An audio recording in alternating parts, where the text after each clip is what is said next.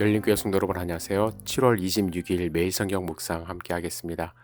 오늘 나눌 말씀은 히브리서 13장 18절에서 25절의 말씀입니다.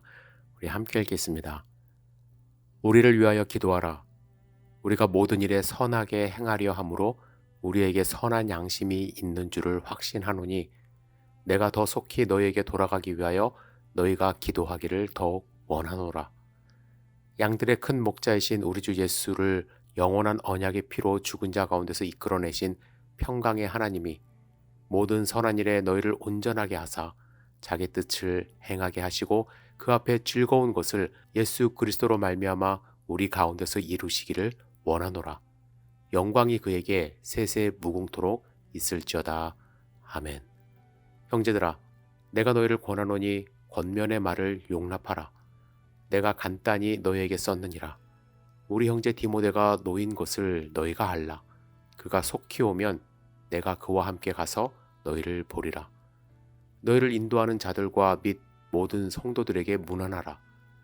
이달리아에서 온 자들도 너희에게 문안하느니라. 은혜가 너희 모든 사람에게 있을지어다. 아멘.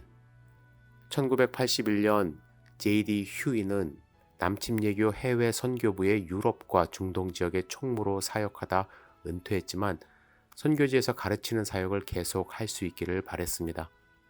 그러던 중 1982년 스위스 취리히로 가서 국제 침례교 신학교에서 가르치는 사역을 하게 됩니다. 그런데 그곳에 도착한 지 얼마 되지 않아 급하게 수술을 받게 되었고 악성 종양을 앓고 있다는 사실을 알게 됩니다. 그래서 미국으로 돌아와 다시 수술을 받고 방사선 치료를 계속 받아야 했습니다. 이런 과정에서 그는 1982년 10월 버지니아주 리치몬드에 있는 제1침례교회에서 하나님을 찬양하기 어려울 때라는 제목으로 설교를 합니다. 여러분, 그가 직면한 어려움을 생각해 보십시오. 평생 하나님의 사역을 하며 살았고 또 하나님의 기쁨이 되는 삶을 살아가고 싶었습니다. 그런데 암의 발견과 함께 그의 장래는 불확실해졌습니다. 이런 상황 속에서 어떻게 하나님을 찬양할 수 있을까? 그는 하나님을 찬양하기 어려울 때 그리스도인들이 어떻게 해야 할까라는 질문에 대해 다음과 같이 세 가지 답을 제시합니다. 첫 번째, 그는 어쨌거나 우리는 그분을 찬양해야 한다고 말합니다. 하나님을 찬양하고 싶은 생각이 들 때까지 기다려서는 안 된다는 것이죠. 하나님을 찬양하는 일은 우리 일상생활의 일부가 되어야 합니다. 우리는 우리의 좋은 환경 때문이 아니라 그분의 성품 때문에 그분을 찬양해야 합니다. 우리의 상황과 상관없이 하나님은 우리의 도움이시고 반석이시며 우리를 인도하시는 분입니다. 휴이는 이렇게 말합니다.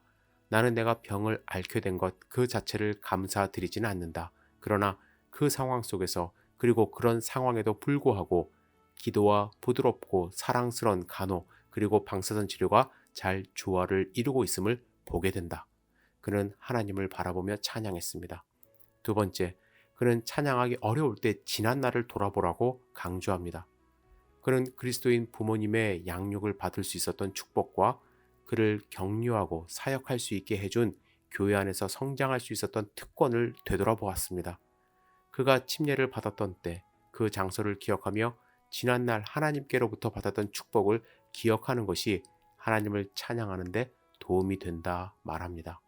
그는 또 하나님께서 다른 사람들을 위해 하신 일들을 즐거워했습니다.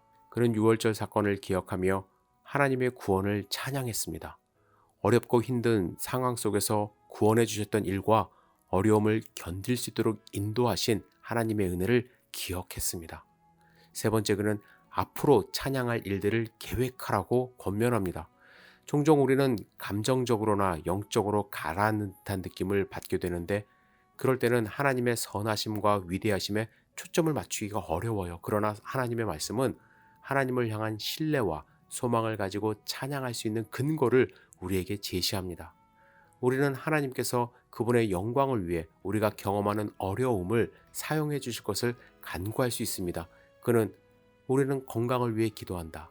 그리고 때로 하나님께서 그 기도에 응답해 주시기도 한다. 그러나 우리의 질병이 반드시 치유되어야 한다고 고집해서는 안 된다고 말합니다.